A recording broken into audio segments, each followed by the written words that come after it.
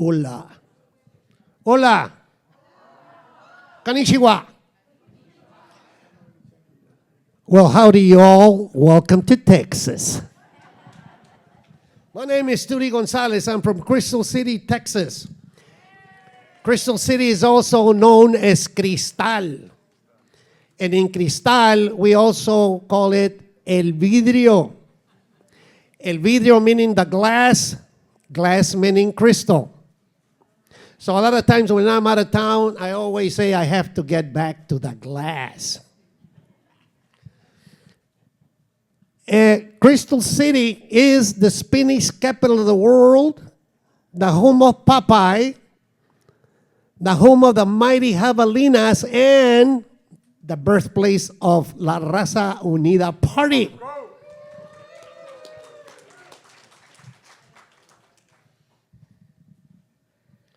And very quickly, as I was there on the other meeting, we were talking about Diana's museum, and I got an idea. I have a lot of ideas, not all of them work. But I've always known that Crystal City, the population is 100,000. Now, we can only fit 10,000 at a time. 90,000, there's a diaspora throughout the United States. And I do believe that you all are the same. So, what if we do, someone can do it, I can do it, a Help Go To Fund. There you go. Now we know who's going to be in charge of it. And you know, we do know about 200 people at $1 each, and that might work. So if anybody wants to take on the task, we should do it. And that'll help our museum a lot. I'm going to introduce my first guest, our first guest. But let me tell you, we are not here for you. We are here because of you. You're para Cristal. Also, Cristal, we are known as Cristaleños. And you are part of our community for as long as I can remember. So you too are Cristaleños. And we'll be a lot stronger. Our first guest is a good friend. I've known him for many, many years. And he's a good friend of Crystal City. And the reason why he is a good friend is because at the time that we really needed help, back then, years ago, when we decided to run our own government and our own schools, we needed teachers and administrators. And Manuel Garza helped us out. Now, Manuel Garza is from San Antonio, I understand, and you should know that in San Antonio, the Hispanic community refers to it as Sananto. And viva los Spurs. So I leave you with our very good friend, Manuel Garza. Thank you, Turi. And thank all of you for having us present to you. When Victor Uno called me, says, can you do a presentation on the history of Texas and the Chicano movement? I said, well, I can speak from the heart, but I was very impressed with the 2023 pilgrimage and all the books and films and things that you all have. So I said, I'd like to not take too much time, and who's keeping the time? I want to use 5 minutes and then transfer it over to Dr. Carmona. Because I think that, you should get a more in-depth perspective of our history, depending on who you're talking to. The Texas Rangers and people that established Texas, 1836. No, that's not when the start of Texas history began. or 1848 after the Battle of the Mexican-American War? No. We've been here for a long, long time. And as myself, I'm also part Native American, part Apache, Nede, a Mescalero Apache. And so, and Mexicano, and Cherokee, and Huichol. So we're a mix of a lot of indigenous people as well. And so, because I can take a long, long time to speak what's on my mind, but, I want to, again, keep me at 5 minutes because I'm going to transfer it over to Dr. Carmona. But I'd like to introduce Dr. Carmona and how I got to meet him. Again, there's been a struggle to teach our history in the schools, in the colleges. And so I was part of that. Dr. Carmona is part of that. And also the organization that he is part of, Refusing to Forget. From the 1848, the battle of the war between Mexico and the United States, to 1920s, the Texas Rangers were killing Mexicans and Indians left and right. And so that is part of what Refusing to Forget is about. And so I can go on about that, but I prefer Dr. Carmona to take the mic and also talk about exactly, because I've been around for a while, like Turi said. When we did the walkout in Edgewood High School, I was 16 years old, and our case went all the way to Supreme Court. And finally, it came back down to Texas because Supreme Court said that education is not a right or privilege for us to have public education funded. So we went back to the state of Texas in 1990 when Ann Richards was governor. We were able to change some of the funding for public education and improve that. But it still lacks, more funding and more substance, if you may, in the curriculum. But I can go on and on about that because, when we did the walkout, and I sent Victor and Diane and Josie a link to about the walkout. There was a documentary by the HEB Foundation that we got interviewed. And I never like to talk about the walkout by myself because I wasn't the only one involved. There was a bunch of us that were involved. Just as an example of what I'm talking about, why we did the walkout. When I was a freshman in high school, we were 1,000 students in my freshman class. We graduated less than 300. And there's a reason why. Discrimination, you can go on and talk about that. But there was an effort to improve the public education in Texas. As a result of what we did, 33 other states changed their public education funding system. And so we had an impact, not just in Texas, but throughout the country. So with that, I'll turn it over to Dr. Carmona. Okay.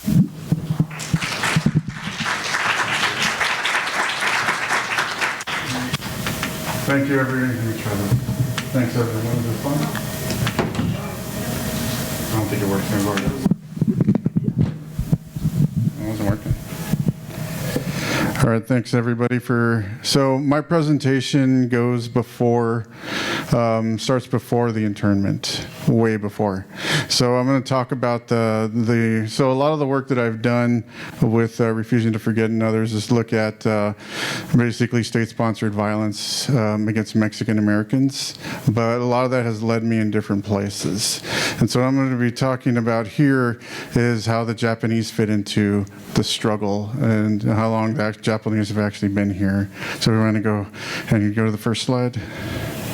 So I'm going to start here with the Satsuma Rebellion that happened in 1877. This is the starting point of what we're talking about as to a lot of what occurred and how things ended up, the racism in the Americas and everything. So this rebellion was the last rebellion of the kind of old classes, the samurai classes and others.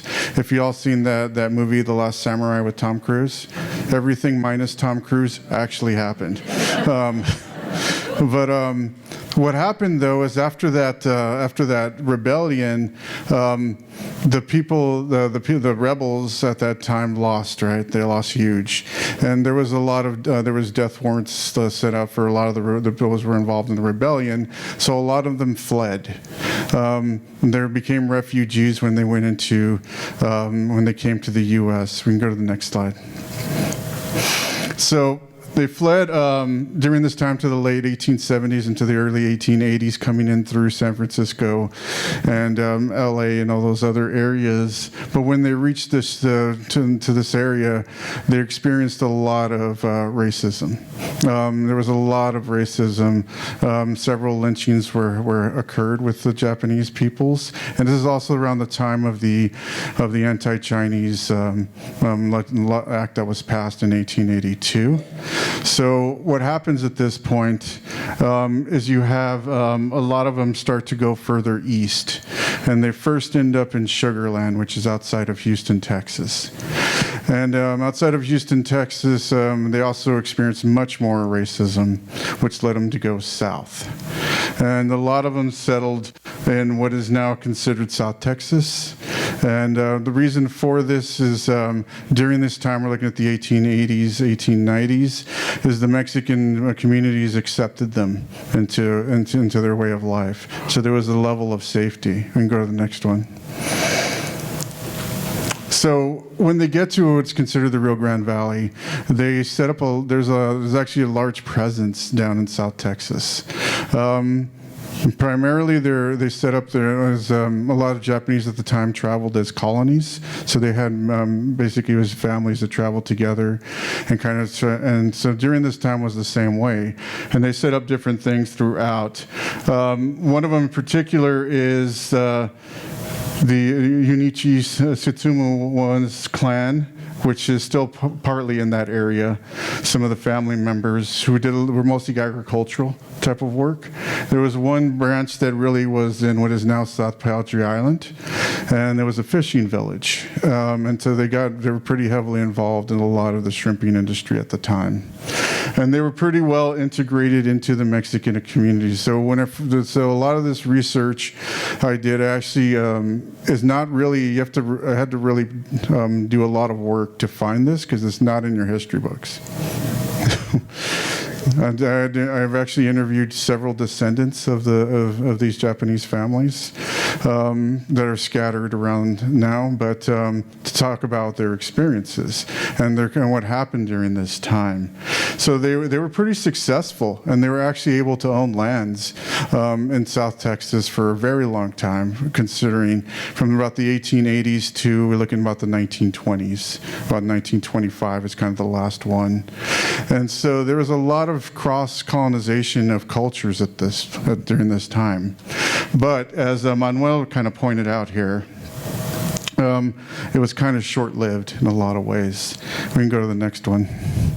So there is a very specific part of history that deals with South Texas called La Matanza. I mean, you're all familiar with La Matanza. Never heard the term? No? One? Some of you? You all know the Texas Rangers, or Los Rinches, right? As my grandfather called them, Los Pinches Rinches. So this is the area that most of my research has been throughout. Studying anti-Mexican violence, specifically during this time. The way I come into this whole story is that my great-grandfather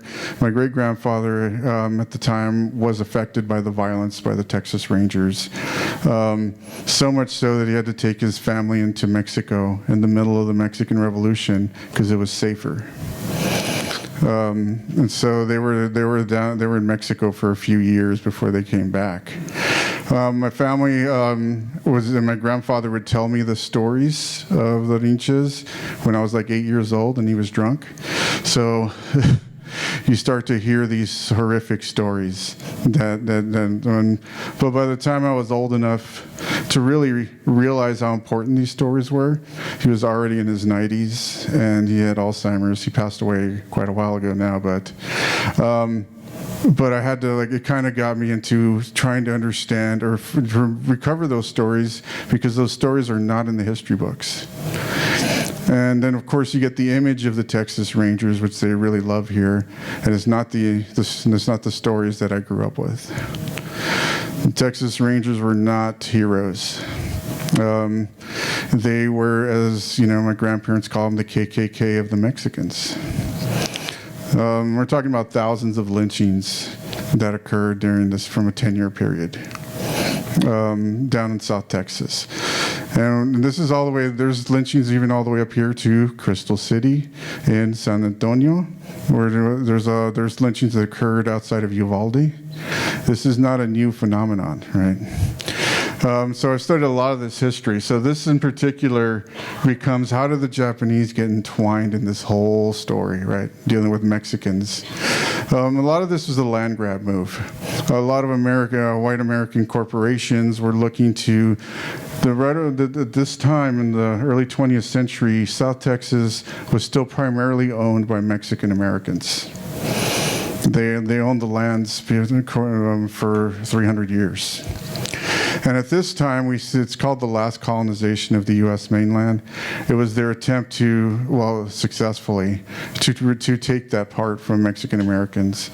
And so you had white ranchers and certainly Anglo corporations basically hired the Texas Rangers to terrorize the families into selling. And if they wouldn't sell, they would just kill them outright.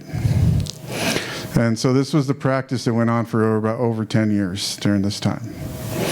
So this is the Matanza. We can go to the next one. Whoop, I'll skip some. Yeah, I'll go back. Is that the next one or? Next one. Okay. No, I'm back. Yeah, I guess so. Go back to the Plan de San Diego.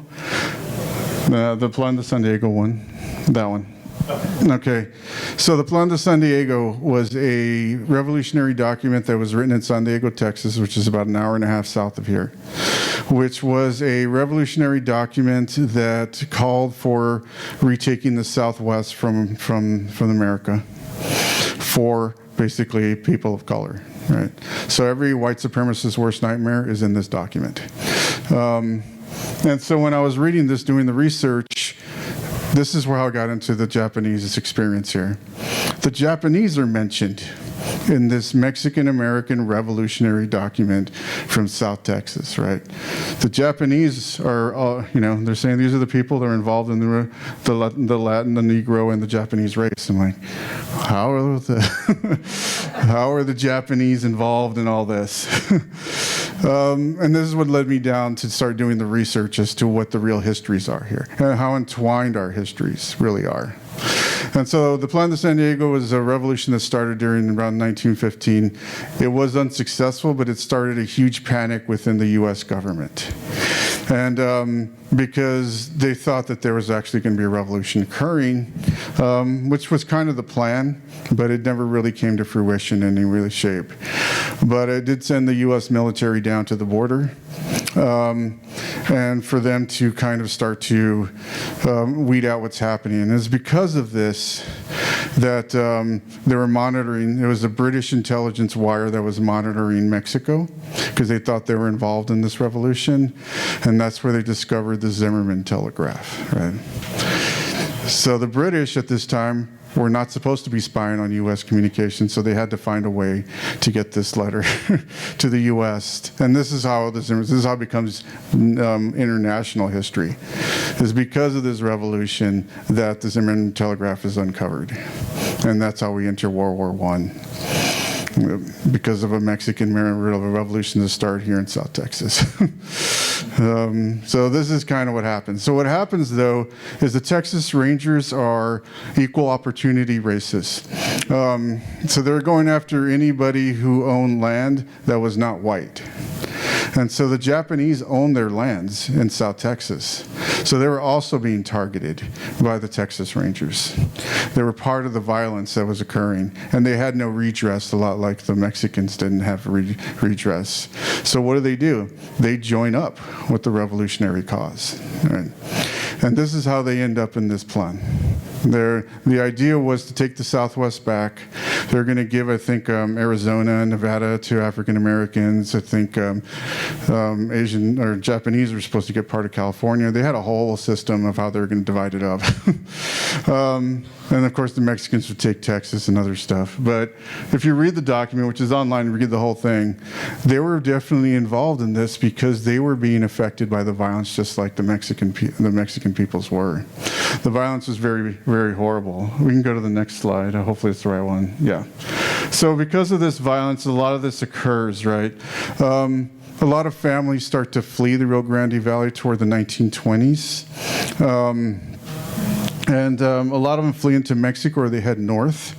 A lot of them settle around this area, San Antonio, and in this area, this is how we get stuff like the Japanese tea gardens and all that kind of weird stuff around here.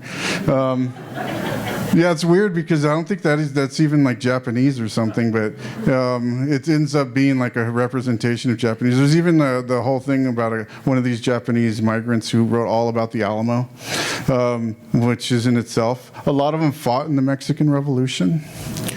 They trained the Mexican soldiers in martial arts and they worked in munitions. And when they fled into Mexico, and I interviewed descendants of those who fled into Mexico and came back, they ended up blending into the populations. And so they would certainly change their names from Harutu to like Haro, and Miyamoto to Montemayor.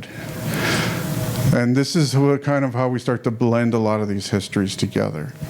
And so this is why it's important to understand, like before all this, there was already a kind of cross-cultural effect happening with a lot of Asian influences into what is considered Mexican culture. And so when we talk about what happens with internment and when things come to this, that they were already here. There's already a large Japanese population. There's still Japanese descendants who are living in South Texas that are descendants of these families from this era.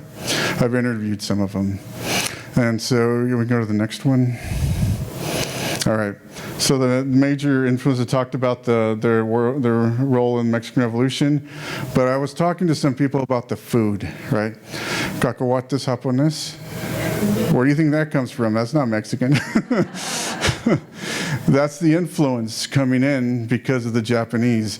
And the one I can't ever verify, but I've heard one of the people I interviewed swears it's true, that ceviche is a Japanese Mexican dish that was born around this time. If anybody can prove that, I would love to. But if you think about it, it makes sense, right? Ceviche is a lot like, it's basically raw shrimp with, pico de gallo. But so this is the stuff that kind of mixes into the culture that's still present today.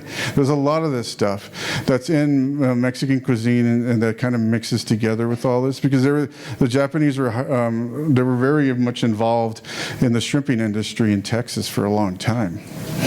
And so this would make a lot of sense, but I can't ever prove this unless somebody has real proof that ceviche is actually Japanese Mexican dish.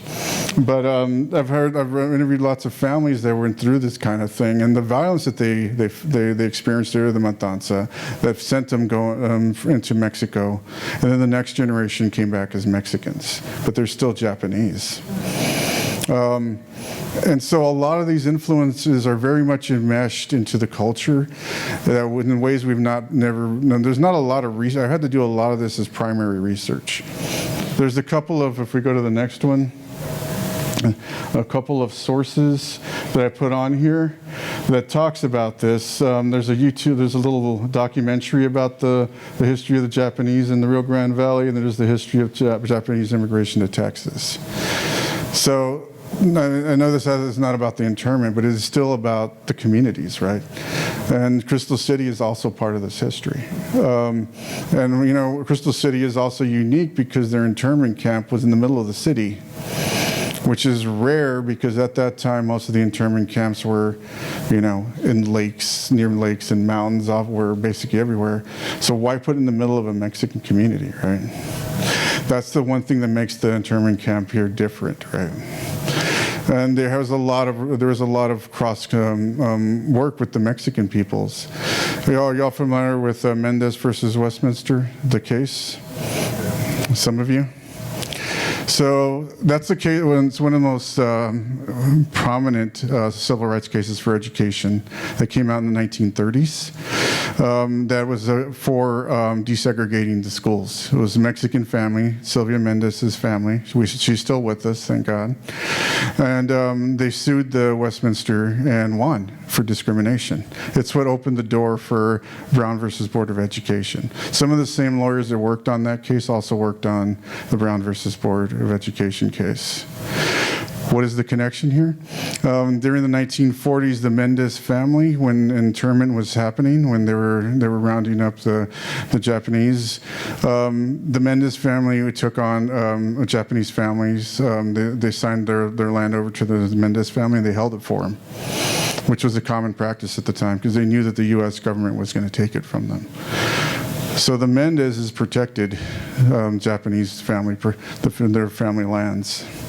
And when they got out, they returned their lands back to them. So there's a lot of civil rights connections between our communities here. And so this is why I was going to share this history here with you guys, which is not a known history for a lot, but it should be. I think it's something that should be talked about a lot more. All right, thank you guys.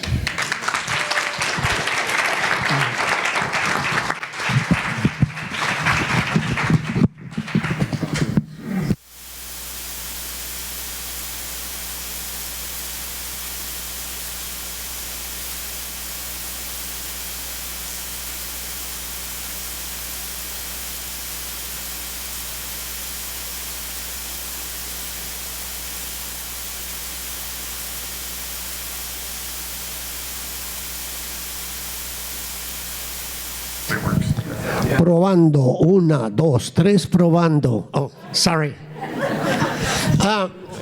Maybe I have a few minutes. If this is important to me, important to my community.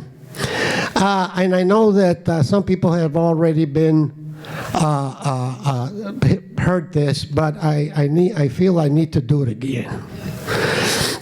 Crystal City decided who they wanted to represent them. And today we have a representation. Crystal City voted to have as a city councilwoman Cecilia Rodriguez Ross. They decided to have Annalyn Marquez as their mayor pro tem, and twice elected, the last time unopposed, and doing a great job, and here with us is Jose Angel Jody Cerda. And I was hearing Doctor talk about the Texas Rangers. Texas Rangers went to Cristal not too long ago when we organized La Raza Unida political party. I won't go into detail, and you will find this. But I'm going to pat myself on the back. I went against the Texas Rangers 3 times. And with a lack of better words, I made them chicken out. Down in the Southwest, both armed, and on a showdown, and they backed down. And I was glad I did that. So I thought I'd mention that because I understand about how mean and cruel they were at one time. We can't allow that to happen anymore. Just as right now we can allow the government, as they're doing now, taking up Hispanics from all over that place. We can't give up. We got to stick together. We are strong, and we will do it. And thank you for that. I had to take a few minutes to say that. And I'm going to introduce a couple of, and let me tell you how proud I am to be here with this panel of warriors.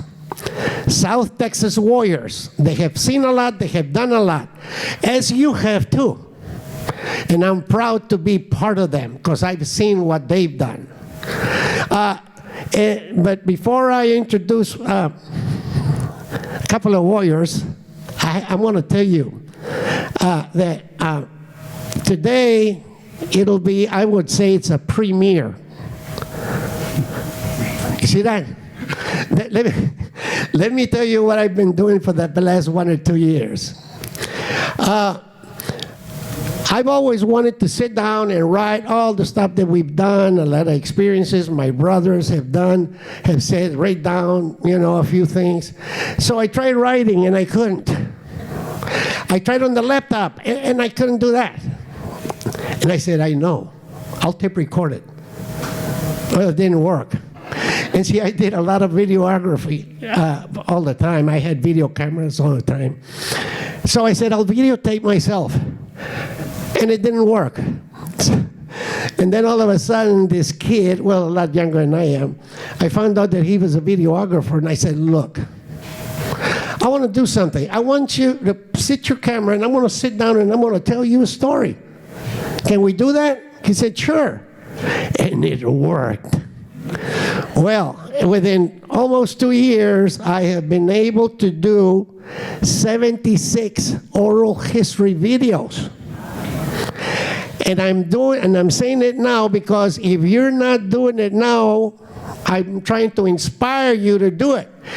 I see you're all books. I see a library here. There's so much experience here that everybody has to write it down. And today, a little later on, it's a premiere because this is the very first time I want to show one of these videos in relation to the struggles we had in Crystal City. And family and a few close friends have seen some of them. I have to warn you, it's raw, it's simple, and with a zero budget, but I managed to do all of them. And today I could say it, but I'd rather show it. I want to show off. Anyway, we have a couple of homegrown warriors from Cristal. One of them is my good friend, Victor Bonilla. Now, Victor Bonilla, about 13 years old in 7th grade, he was the first one in class to get up and say, let's walk out. And they did. And it was successful, but he didn't stop there. See, he grew up a little bit and went to school, became a teacher, teach over 30 years. He also was elected chairman of the Crystal City Housing Authority, but that was just winding up. He got elected as a city councilman, then as a mayor pro tem. Then he went all out. The school that he walked out of, he went and became president of the school board of the Crystal City Independent School District. And he's still there. He's a warrior. He is a field worker. His parents were field workers. They were the warriors, so he had no choice. He had to be one himself. So, welcome, Mr. Victor Bonilla the third. The third, I got it right. Thank you.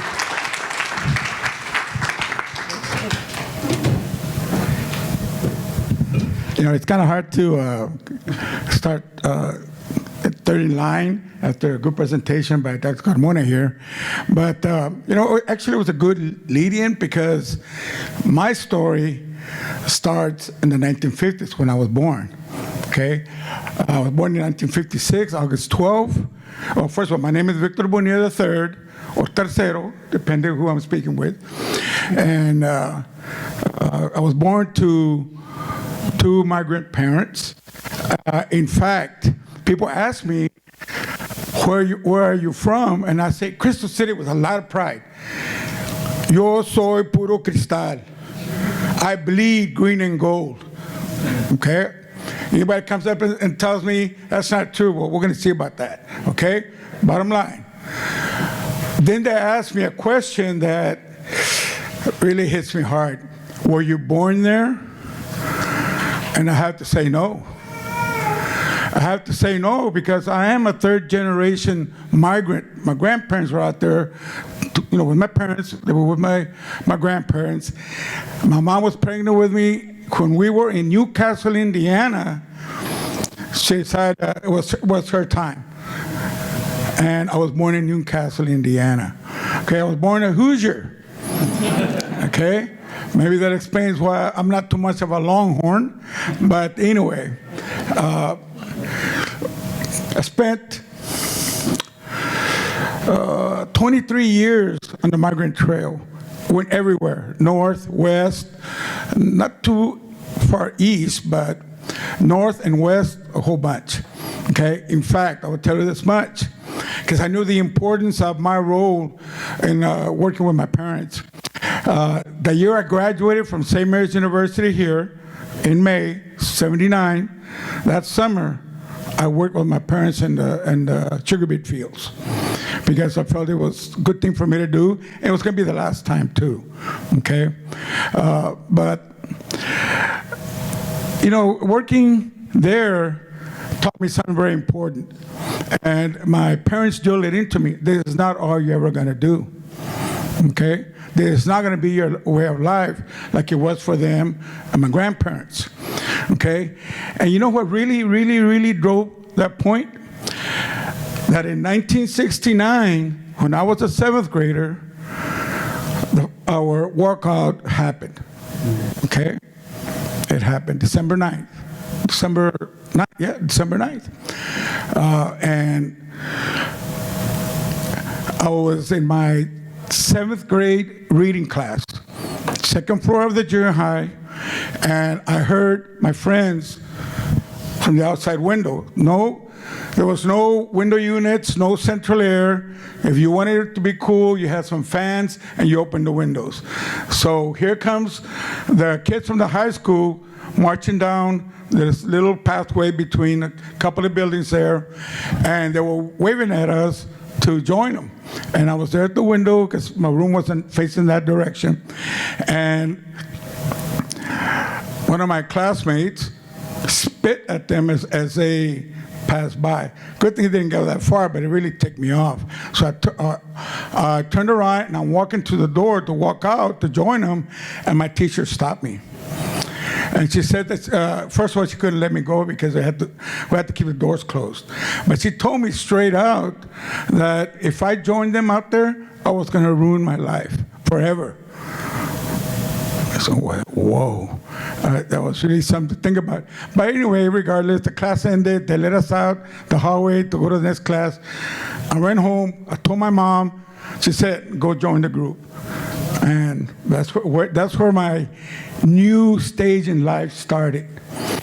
Now, the reason I say this, and there's correlations with some of the events that happened to some of you and maybe your older brothers and sisters. They were of school age at the time when they were prisoners at the concentration camp in Crystal City. Okay. Up to 7th grade, I'm not gonna lie to you. I was a very successful Mexican American student in the school system that existed. Okay, I thank God every day. I was always, back then they tracked the grades, and I was always from 1st grade. It was grade 1-1. 2-1, 3-1, all the way. In junior high, same thing, 6-1, 7-1.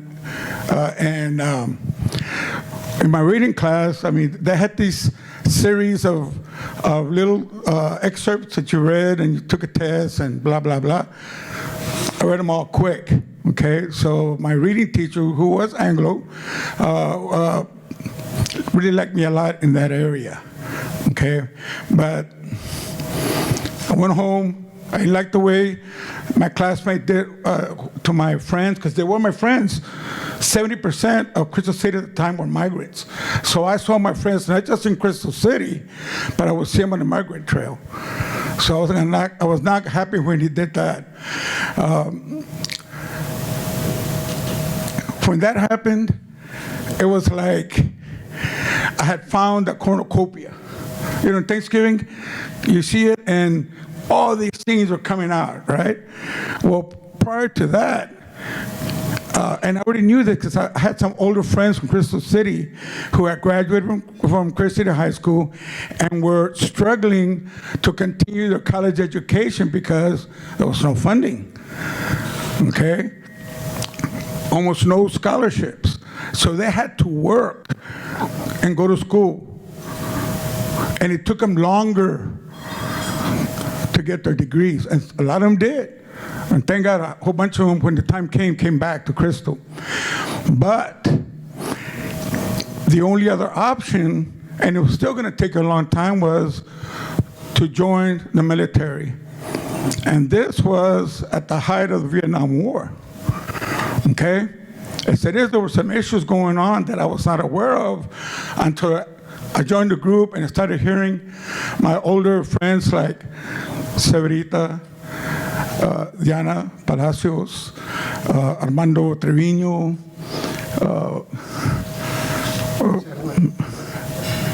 Diana Serna, and they were started talking about what was happening at the high school, okay? And so that option was volunteer for 4 years, get out, and you should use your GI Bill, the GI Bill, to go to college. But that was already, now you're talking about 8 years I had to invest to get my education. Well, with the coming of the walkout, and it's a very successful walkout, I had 2 options like this. Next thing I know, spectrum of options, this wide, okay? And it wasn't just me. I was asking my friend Manuel if he by any chance had any statistics on Crystal City, because this man was there a couple of years in Crystal. I talked about a whole year. Okay, and I asked him, by any chance, do you know what was the graduation rate of Chicanos prior to 1970 compared to the rest of the population from the Crystal City High School? He said, no, but it's something I'm going to look up. I hadn't even thought about it. When I graduated in 1975, there was 126 Chicanos graduating, okay? Now, we're going to have our 50th class reunion November 1st. Celebration time from that class, from a school district that was going to go kaput because my fellow older Chicanos were going to take it to the ground.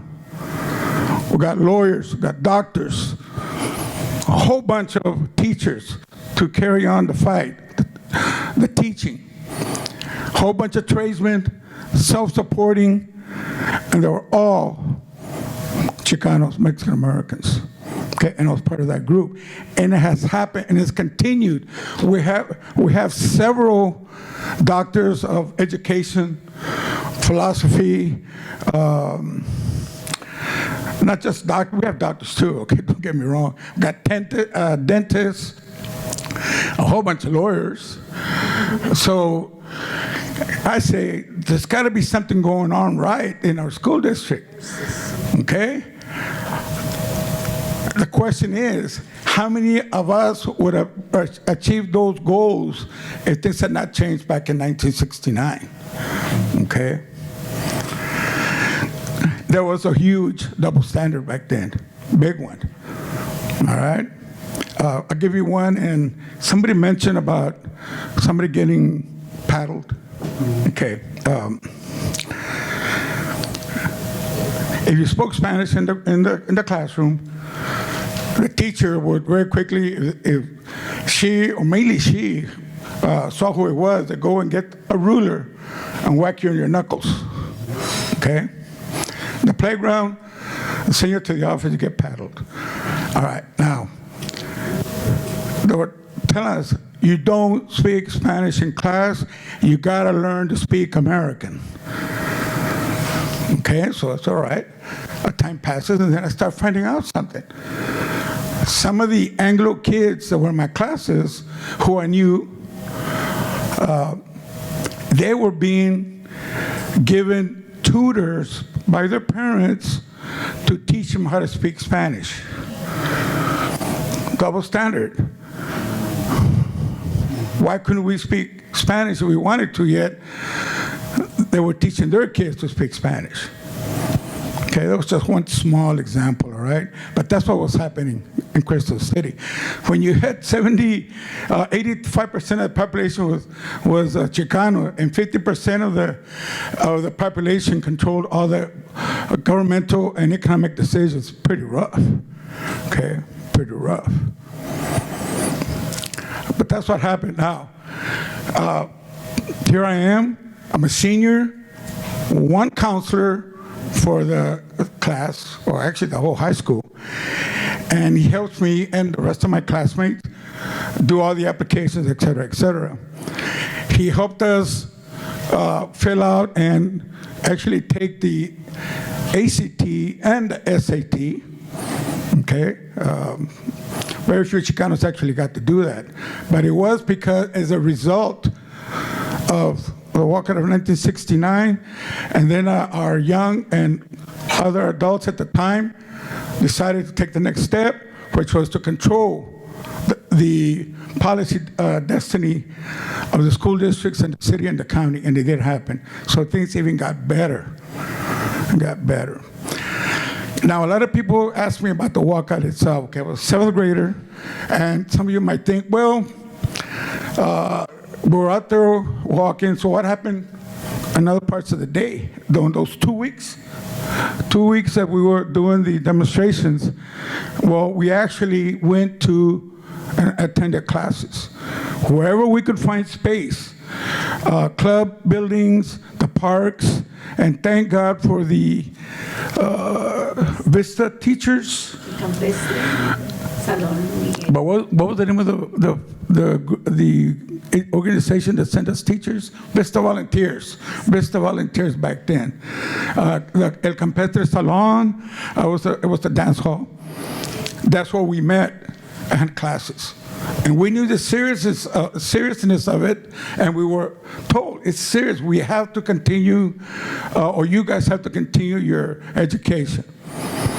We have to demonstrate that that what we were doing was for a right reason, and it was, and it did happen. And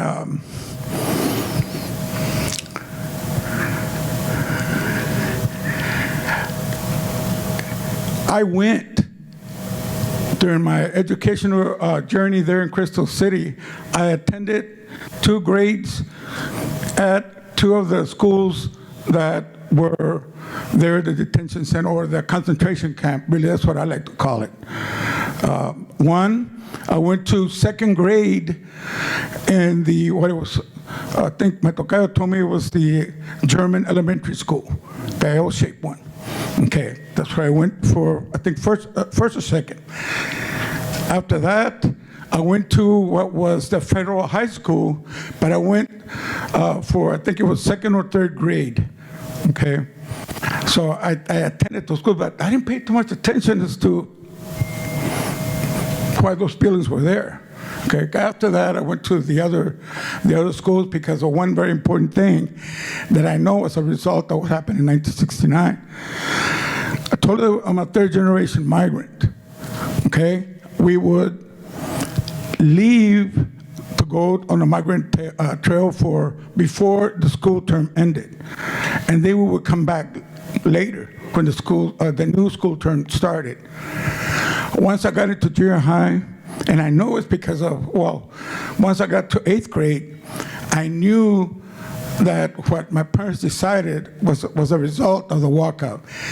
They told us, we're gonna leave at the end of the school term to go up north or wherever, and we're gonna come back before the school term started. And it was because of that, because they saw what had happened in '69 was very, very important, and it was going to be a very impactful life on their children, and not just us, but the rest of the community's children. My parents were not the only ones that had those thoughts. Sometimes, I don't like saying too many things because some of it that is kind of negative, but you guys were going through the same things. The parents that allowed their kids to go on the walkout Some of them suffered economically. Their bosses told them, you send your kid out there, you're going to lose your job. Okay, and it did happen. There were some Mexican-American parents who said, I can't afford to lose my job, so they did not allow their kids to join the walkout. It's rough. It's rough. Okay? That's the situation that was happening back then.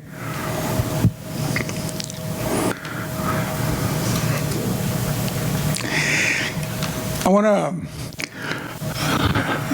divert a little bit from what I've been talking about, because I know it has to do with, it's also part of my story, all right? I went to St. Mary's University. Okay, I had choices, a whole bunch. I was telling one of my friends that because of my SAT score, I got letters of acceptance from colleges I didn't even apply to. It was really strange. I had never had that experience before. I thought I was going to have to work part-time, go to the local junior college, and from there transfer over to whatever college was close to me. Okay? But no, all of a sudden the whole world opened up for me, big time, big time. I chose, ended up going to St. Mary's. It was a good reason, and I started at another stage in my life in reference to what we call the Chicano Movimiento, okay? And that is, I happened to end up in the university that was the actual theoretical start of Puerto Razonida there, and I got to meet those gentlemen. So it further deepened what I had experienced at Crystal City, big time. I knew the why, okay, and I went with it. I went with it big time. That really helped me guide my life. I went back to Crystal City. I didn't go any other place. I didn't go work any other place. My thing was to go back to Crystal, my home, and I did. Started working as a teacher. Next thing I knew I was retiring with 32 years of experience as a teacher in Crystal City alone. I didn't go anywhere because that was my home. Okay? I told some of my friends here that if you were born there, if you were a child there, teenager there, and you drank the water, that's it. Sooner or later, you're going to come back to Crystal City because the water is it. It's magic. It makes you come back. Okay? And here you are. Some of you that have not yet gone home are going to be there tomorrow. Okay? No.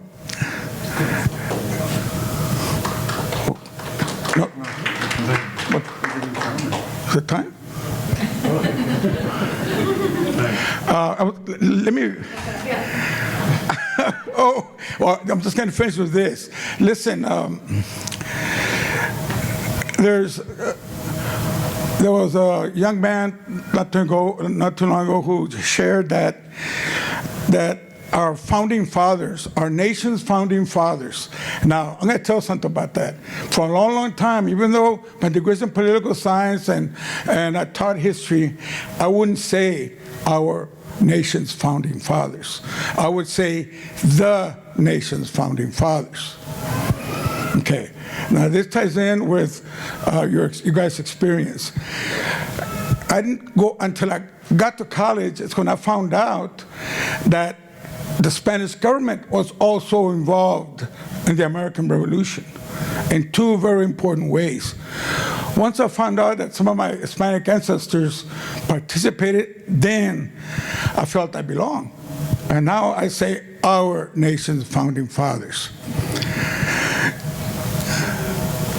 They were pretty smart people, very visionary.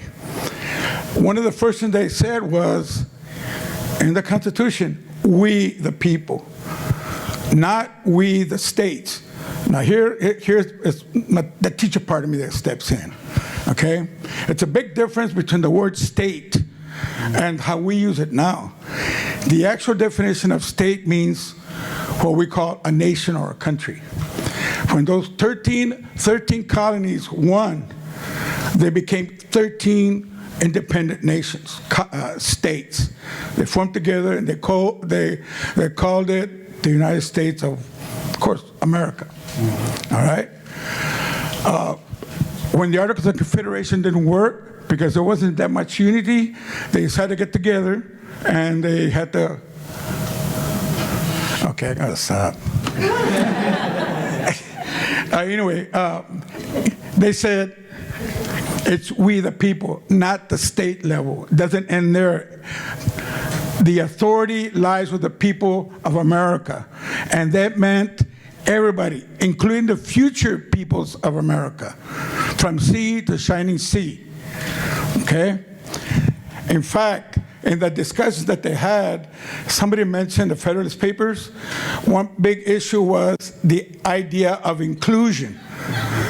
Our founding fathers wanted inclusion because they knew that the only way our nation was going to be great was by including and opening up our arms to peoples from all over the place. Okay? So, America loves democracy.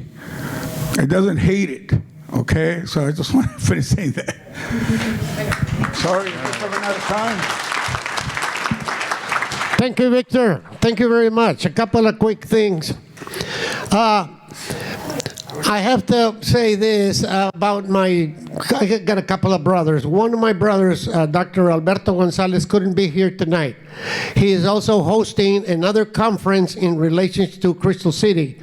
He has a program called Crystal City Coalition, which is doing a lot for our community. My videographer couldn't be here either, the one that did the 76 chapters, but I asked my other brother. He's younger.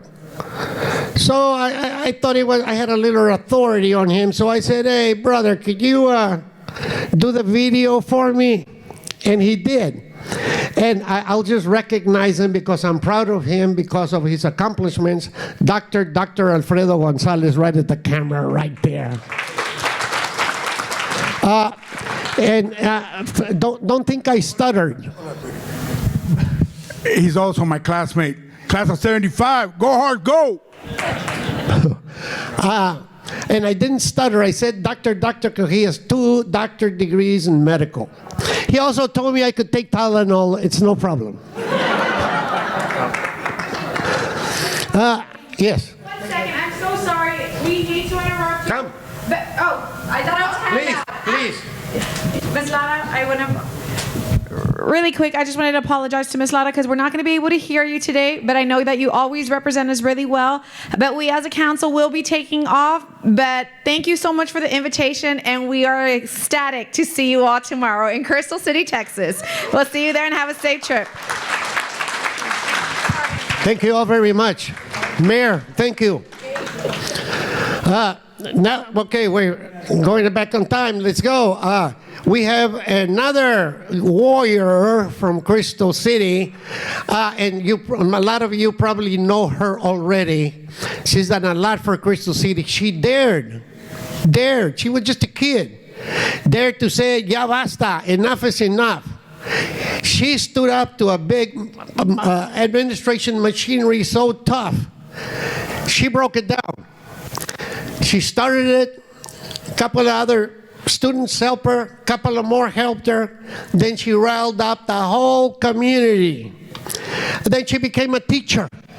And she's still teaching. She became our mayor. She was here last year. She was here before today. And she will always be with us. She will always support us. And I am proud to present to you Severita de la Fuente Lara.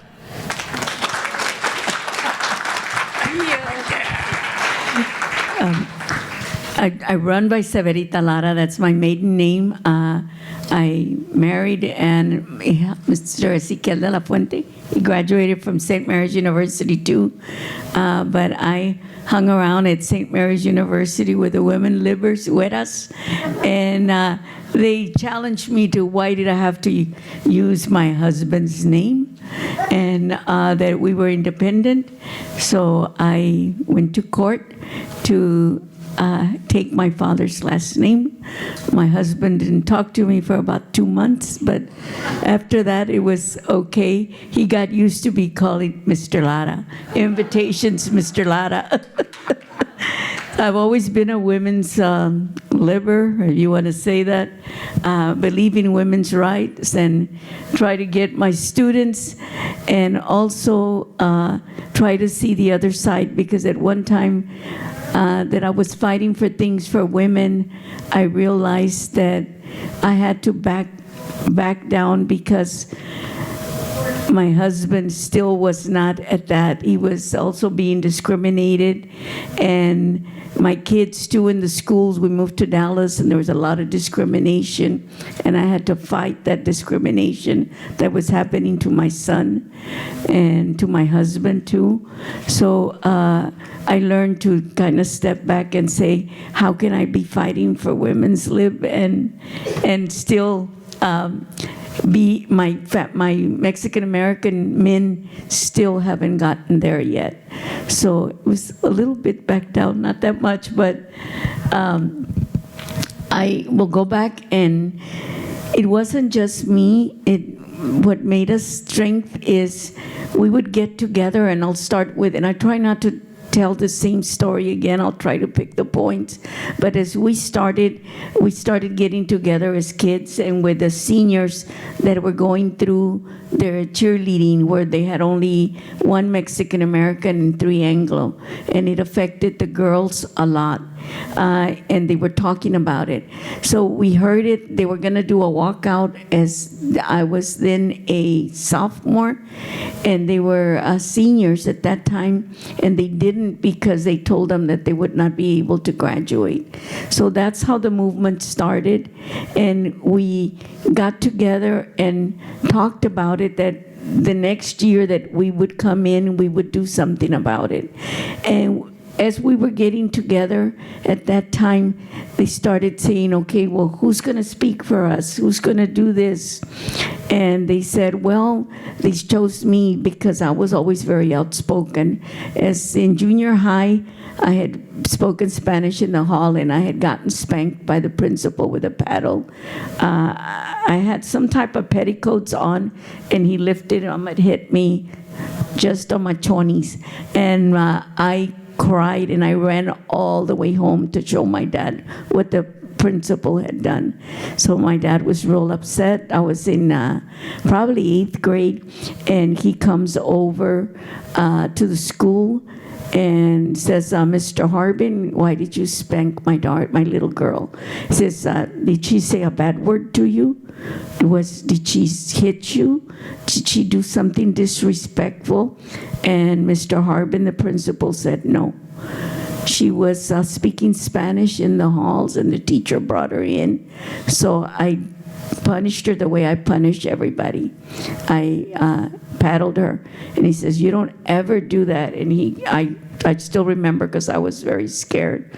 At that time, policemen were horrible with the Mexican Americans, and my dad grabbed him from the tie here, pushed him against the wall, and said, you will never hit my little girl again, and you will call me. You will let me know, but the only time you can hit her is if she's rude to you. And then the secretary comes and says, can I call the policeman? Can I call the police officers? And he says, no, it's okay. Mr. Lara and I know each other. My dad had a business. He sold gasoline at a Humble station. And Mr. Harbin came in, a young man, just graduated with no money, to Crystal City. And my dad gave him credit for the gasoline. So they knew each other. It was, I guess, a business relationship that he felt it was okay. It was okay. He says, well, I don't want you punishing my daughter, he said, for speaking Spanish. If she does well, how are you going to punish her? Because you're not going to hit her. And he says, I'm going to send her to the library. Little did he know that I love to read and I love books, and I got first choice with the librarian, and I learned. And later, I got my master's in 2001 from Our Lady of the Lake and got us certified as a librarian. First, I was a biology teacher, and but I'll go back to getting together. So then they voted me in because they knew that my dad was always there to support me. My dad's the one that went when anything happened to school. And then they chose Mario Trevino. His parents also, later we realized that all of the ones that were chosen, the parents didn't work for an Anglo establishment. They had their own businesses. Then they chose Diana Serna. Diana Serna has lived in Dallas. Her father was the sheriff, later under La Raza Unida. And she's not here today, but she was a freshman at that time, real bubbly, real outspoken. And they chose the three of us. So it's Diana Serna, who's a freshman, Mario Trevino was a sophomore, and I was a junior. And that's how the students there chose. And when we got together, the main thing, that summer, not to make it very long, my parents allowed us to go with an aunt to California, in San Jose, California. We stayed there, and our cousins from California came in, and they started telling us about the blowouts. The blowouts were the walkouts, okay? And how they did it, and how they had won some, and what they had gone through. So then when we were coming back, Mando Trevino happened to be there, was one of the seniors, and his sisters were in Gilroy, California with had gone to visit my uncle. So we all got together and we said, hey, we're gonna do blowouts. We go back, but then we didn't call it that. We called it a walkout later. And we said, when we come back, we're gonna start. Well, we came back and we got too comfortable until there was a notice in October that came out that said, you can be a homecoming queen if one of your parents graduated from high school. So after looking and surveying all the Mexican Americans, we found out that only one person, which was Diana Serna, one of the leaders of the walkout, her mother had graduated from high school. And we said, well, there's only one. So we talked about it. And I said, well, you know what? Easy. We'll go for you, Diana. You be the homecoming queen because you qualify. We don't have to do too much, And she says, oh, no, I don't think that's right. She says, I think all the Mexican American girls should have a chance. Let's fight it. I said, okay, well, let's fight it. So then we got a petition going, and that was the first petition.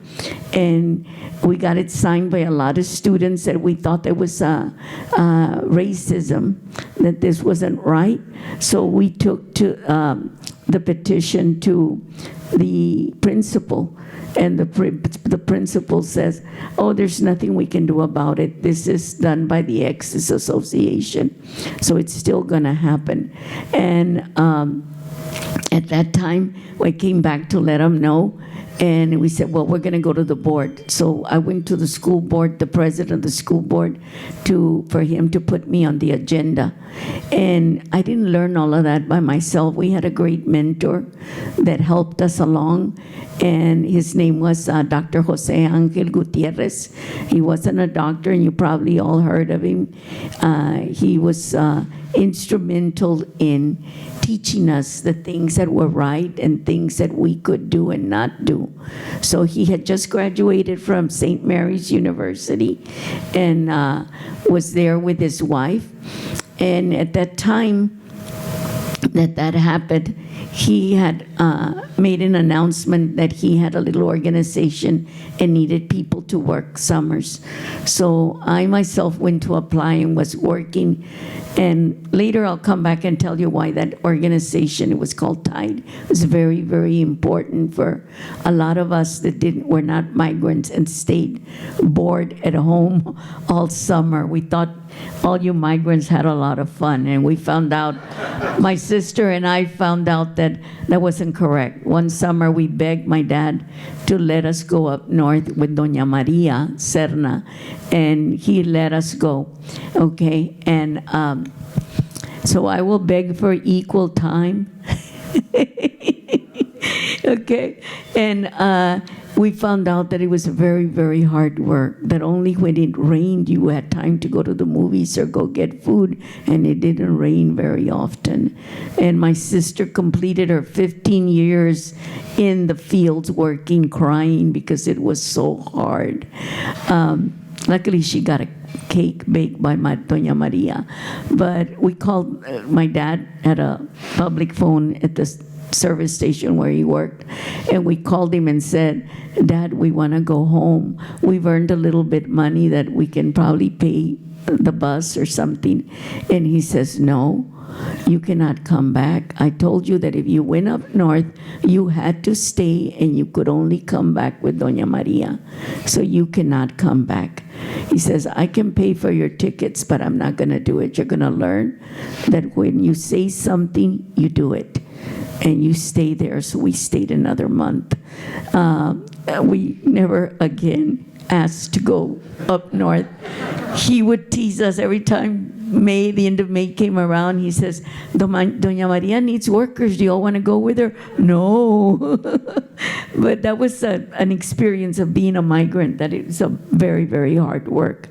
And well, when that happened, I went, I think Diana Serna, all three of us went to the school board for the superintendent and asked to be on the agenda. He said yes right away, signed it, and allowed us to come in. We came in and asked, and again, I think we met twice. On the second time that we went, they said yes, they would not allow the homecoming queen. They couldn't say no, or they couldn't put Mexican Americans because that was the Exes Association. But she would not be crowned at the football field, but she would be crowned in the extension where they had all the stock show animals. So many, many years later, she came back and I saw her downtown, and she was still angry at me and said I had ruined her homecoming queen. And I said, well, you ruined it for all the Mexican Americans because you got to be a homecoming queen and nobody else did over here. So that was it. We didn't talk anymore. We just walked away from each other. But when that happened, then we started organizing. We won something. We had accomplished something by speaking out. So we started getting, okay, now we have the cheerleader. Something that happened with their cheerleader, and I don't know if Diana's here, but I don't remember exactly. But they didn't choose her. They chose Diana Palacios. I don't know if she's here. No, she had to leave. Oh, she had to leave, okay. She always was trying out. We were going to go to the movies or somewhere, and she was always practicing to be a cheerleader. All the jumps, the splits, everything. And we'd invite her, no, I want to be a cheerleader. Quédate. We'd say, stay, we're leaving. So that time, she had tried out for I don't know how many times, and she would else not get it. It was always another Diana that got it. And she came and she says, I didn't get it. I said, okay, well then let's do something about it now. And she said, okay. So that's when we started getting together, because we were going to do a petition just for the cheerleaders. But we found out that wasn't all that was happening. It was the way we were being treated in the classrooms. We would be called animals. You animals are never going to amount to anything. You Mexicans, you can't go to college. You need to be maids or nurses' aides, but no college. And so we started noticing we didn't have any counselors. The guys, they always wanted to send them to the army or armed forces, whatever, but they did never tell us that there was financial aid available. And then the discipline was horrible when there were fights. If the white boys started the fights and the Mexican Americans defended themselves, well, who would get paddled? The Mexican Americans, and they would get expelled, not the white boys. So all of these, we started looking at it and said, okay, we'll write them down. And we ended up, me writing 13 items on the petition. And I didn't bring a copy, but I need to get together like you all can have all your nice PowerPoints. I don't have time for that. I'm still teaching and working full-time. So anyway, that's no excuse. I should get it done. But we started looking at that and saying, okay, everybody's happy. These are the 13 demands. We wanted books on Mexican Americans, more counselors, more Mexican American teachers. We only had 2 same ones for a long time, and that's what we win. And we went to the board several times. We asked to be present. They allowed us, but they didn't even allow us to present anything. They would say, you're a bunch of kids. We don't want to hear you. We want to hear your parents. You're a bunch of kids. We don't have to listen to you. And when I presented the first petition to Mr. Laird, remember El Sol? High school. We used to call him El Sol. At the high school, he just bunched it all up and said, you're just a rabble rouser. This is no good. And he threw it in the trash. And I said, I have a copy. I've got a copy. Don't worry about it. I still went and took it out of the trash can because I was the original one.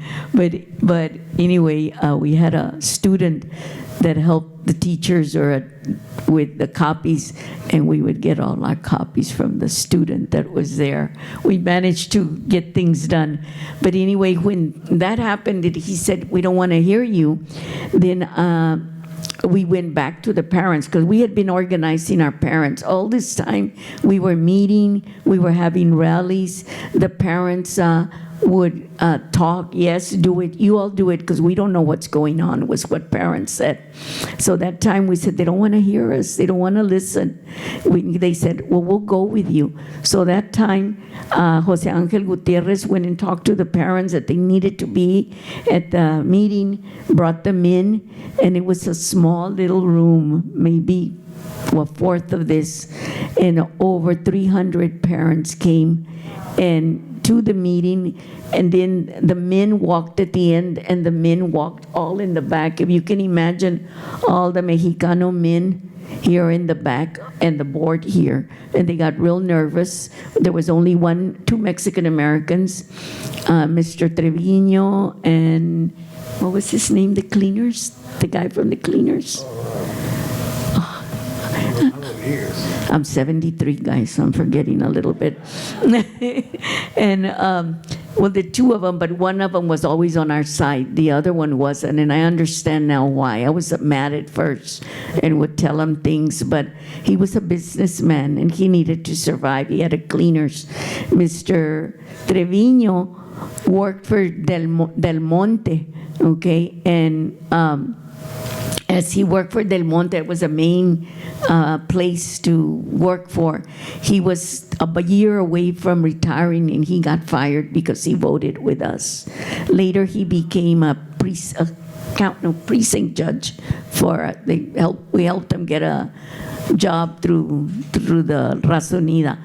But anyway, when we were there, the board members, I said, okay, are you going to listen to us? This is a petition. I got up and I said, all our parents, there's my father, there's Diana Serna's parents, there's Mario's, and we kept mentioning everybody. And Myers was the board president, and that name just came up. He just got up and says, we're canceling this meeting. We're adjourning to another day. We're not going to hear you.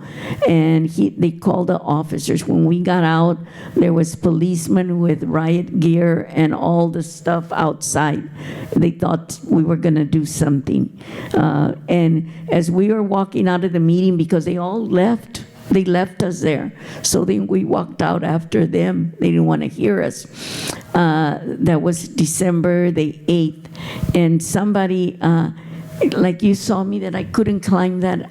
As a child, when I was 10 years old, I developed a very rare disease, muscle disease, and it destroyed a lot of my muscles, and I can't do a lot of things.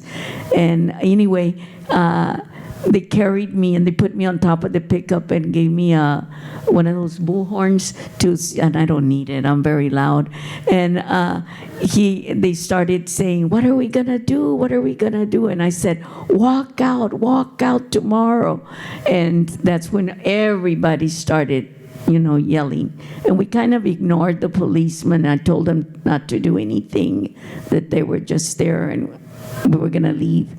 And so we said walk out, and we said tomorrow in the morning, drop your kids off, we'll be in the front waiting for you. So we didn't go in. And Mando Trevino was there, and he had said the Pledge of Allegiance and a prayer. That's how we started off. And we started only with high school, and we started walking around. But before that, we knew that there might be a walkout. Dr. Jose Angel Gutierrez sent me to the city hall to ask for a parade permit. I said, what for? And he says, because you're going to be walking with those kids. Parents are going to be following you, and it's a parade, and they can put you in jail, and they can do this and this. So I went and asked for a parade permit. The lady, June Broadhurst was her name, says, oh, you're going to do a parade. How long do you want it for? And I said, well, we're going to be going. We're doing a class, and I need it maybe for 2 weeks. Oh, sure, honey. So she signed it and gave me a parade permit. So here I'm walking along the street with students following me in cars and everything. And Sweeten, I'll stop it. Give me about 10 more minutes. Sweeten comes over and he says, can I see your parade permit? And I looked at him and I said, yes. And I went in here and took it out and said, can you see it? It's signed by June Broadhurst. And he says, yes, can I have it? I said, And I put it back where ladies put it in. You want to, you can get it from there. And he says, no, ma'am. And so he says, I'm going to go check in the office. Go ahead, sir. So he never came back. He knew I was legit with it. So and every time we did this, more people came out. But to the walkout, and then there was a total of 1,700. But in between, I would like something that was very important that happened, that I almost quit. Okay, in Cotula, 45 miles away, Pedro was the leader of the starting walkout. His father was a worker in one of the farms for the Anglos, but he ended up dead by the railroad tracks. They never could find what killed him or who killed him. And after that, Pedro and the family moved away from Cotula. I didn't know anything about it. I was at Jose Angel's house when I overheard him talking about it. And I was real upset. I burst into his office and I says, why the hell didn't you tell me? I was kind of always cussed, okay, that this had happened to Paulo's dad. And he says, we didn't want to scare you, but your dad knows about it. And so I ran from there and went over to the house, and I was crying. And I felt very afraid that I was going to lose my dad, because we had been getting a lot of letters. Diana Serna got them. I did, that they were going to kill our parents, and they were going to burn our house, and they were going to do all kinds of stuff to us. So I went and I asked my dad, Dad, did you know that? And then he says, yes, mija. I said, Dad, I'll quit. I don't care about this anymore. I don't want nothing to happen to you. I don't want to lose. I know, but I have to tell him how important it is. Okay. And then that's when my dad says, this is a war. And what happens in a war, people get killed. And this was happening here. This is a war and people are going to get killed. But mis hijas no son rajonas. He says, my daughters do not back down. You made a promise to these people and you will keep it. So crying and everything, I stayed, but I carried that in me that something could happen to him. He would work at 5 in the morning. I'd get up every day to go be with him, to keep an eye on him. 5 in the morning, the weekends. That was very, very significant. And we had to get mediators in from Washington, D.C., because the board would not settle with us. Finally, the mediators from the Department of Justice were able to come up with a solution. And what I heard, and we started telling people, was, if we have money, that's what the board would say, we'll hire more teachers. If we have money, we'll change you will get more Mexican-American books. And that's when I noticed that nothing could be done if that board didn't change. And I went back and told Jose Angel, without knowing about the Winter Garden project, that if we didn't win the school board and didn't change it, it was for nothing. We did it for nothing. And he says, oh no, we're already gonna work on that. And Turi got selected as one of the first board members at 21 or 22. How old are you? 21 years old on the board. And things started changing because politically we needed to make the changes. I'd like to thank you, but one thing that I feel very bad about as a teacher is with these migrants that are happening to the immigrants. I cry every time I see these horrible things happen, but I hadn't felt it close to home because we haven't really seen it in our hometown. But 2 of my students have been absent for 3 days, and I said, I'll just say Jesse and one, why haven't you been? You've been gone for 3 days. And they went and got real close to me, and I said, Miss Lara, we didn't come because we were real scared. Of what? Who's bullying you? Tell me, I'll go talk to them. No, nobody's bullying us. He says the word is out that the ICE is coming to our school and they're picking up kids that we don't have papers. And I started crying and I hugged him and I said, I haven't done anything in the community. I haven't written letters. I haven't done, what can I do? And I can't even go to a march because my sons are scared that somebody's going to push me over, and I'm an old lady and I can't be doing that no more. And they tell me leave it to somebody. But that's something that I hope that we can do something. I don't know what. Thank you very much for listening. Appreciate it. I can never finish. That's why they should have given it to me first. We have time? I don't know. Is it 12 minutes long? You want to try it? Let's. We're out of time. Well, we have 4 minutes, so let's start the video. Right? Do you have your popcorn and milk duds and sodas? Well, start it. Yeah. Feel free to leave if you need to. City, also known as Cristal, and in the streets called El Vidrio. We are about last part of June of 2024, and I'm taking you back to about 1953, my first day of school, and this is in regards to education. But before I do, I have a message. I have a message for anyone that's not family or close friends or members of La Raza Unida Party, excluding them, but those of you who have never known anything about La Raza Unida and have doubts, have negative thoughts about La Raza Unida Party and its accomplishments.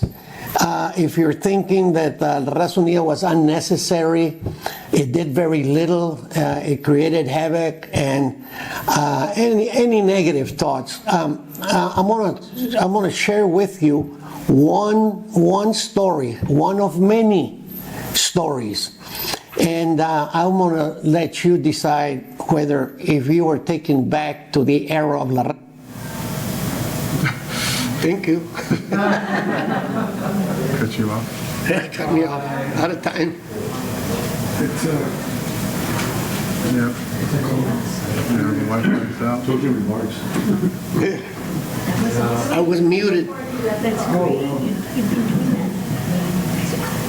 I always say I will, I never do it. I did 76 of them.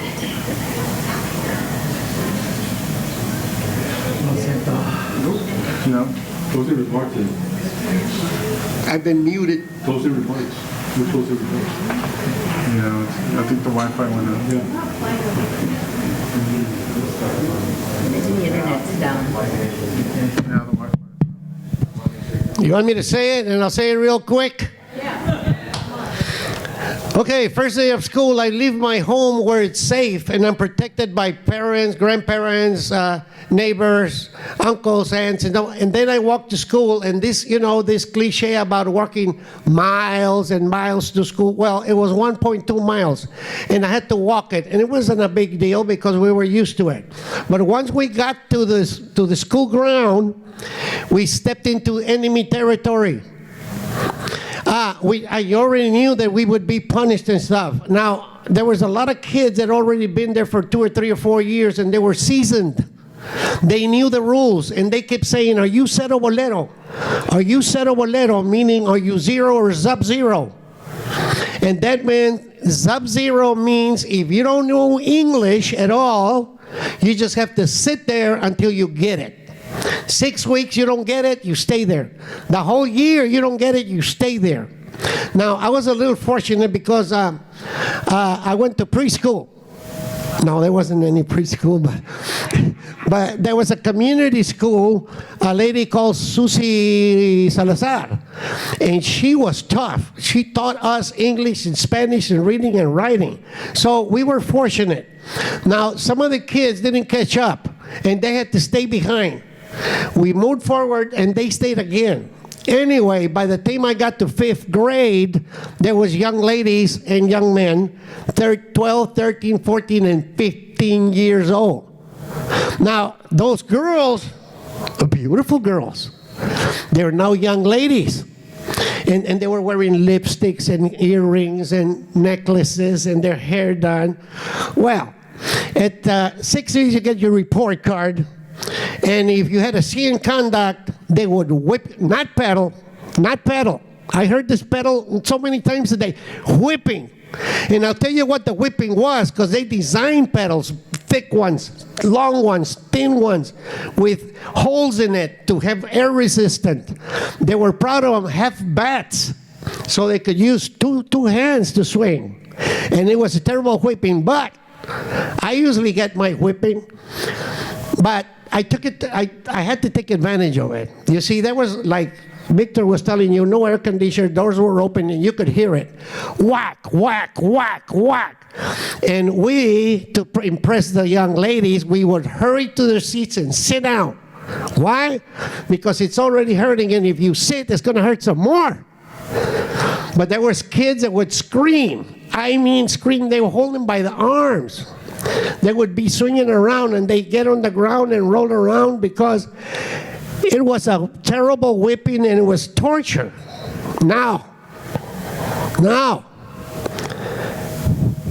teacher would say, "Maria, are you got a C in conduct?" "No, when? I saw you talking without permission." Come on. They knew the routine. What was it? 14-year-old girl had to lift her dress. She would face the kids. So the teacher is now looking at her behind, her panties. He would get the pedal and go tap, tap, tap.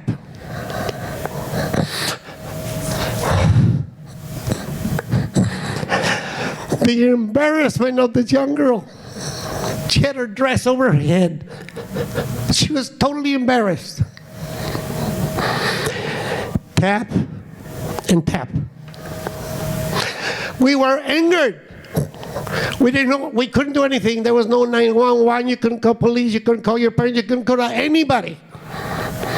So how did we handle it? We're not psychiatrists. We're not sociologists. We're not none of that. How do we handle it? When the bell rung, "Maria, I want Maria to be the captain. Let's play ball. I want to be on Maria's side." "No, I'm going to be." "No, I'm going to be." That we fought to be on her captain's side. When she hit the ball, She ran to first base. Oh, it was a missed call. Keep running. Keep running. Oh, he missed again. Go to third base. By the third base, I remember her now laughing. She was enjoying it. She got a home run. That's how we handle it. Did we stop there? No. We took it upon ourselves every time she would come in the morning. Good morning, Maria. We handle it ourselves. And this is why I ask you, if it happened to you, would you join a party that would say, we can correct those injustices? Yes, you would. And I know you have done it. And we'll do it again. And we are now stronger. Because we are a unit. We are cristaleños, as I mentioned. We are one, and we are strong. I know we're not in a rally, but the way I ended it was this. ¡Viva la raza!